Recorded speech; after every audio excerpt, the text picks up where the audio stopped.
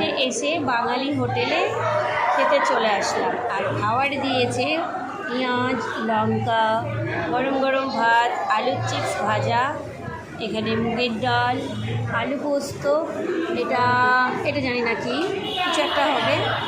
আর এখানে বড় রুই মাছের একটা পিস, যারা পেটি খায় তাদেরকে পেটি দেওয়া হয়েছে। আর পেটি খায় এই যে আমার রাজকন্যা।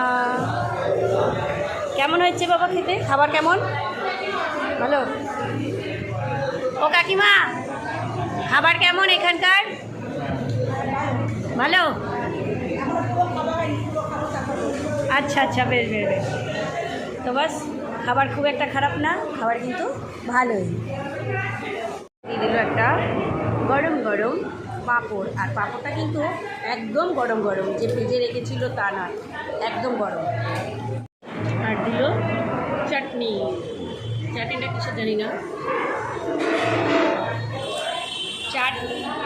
এটা আমি নাম বলতে পারলাম না। সেই তরকারিটাতে একটা কিছু ছিল, হ্যাঁ, আলু ডালনা, তাই তো? আচ্ছা, আলু ডালনা। তবে এই নবান্ন রেস্টুরেন্টের খাবার কিন্তু সলিড ছিল। আপনারা এখানে যারা পুরীতে এসে খেতে চান তারা এখানে অবশ্যই খাবার খেতে পারেন। আমার তো ভালো লেগেছে, তাই পুরো প্লেট একদম পরিষ্কার। কেমন লাগলো ভিডিওটা অবশ্যই কমেন্টে জানাবেন। Bye bye.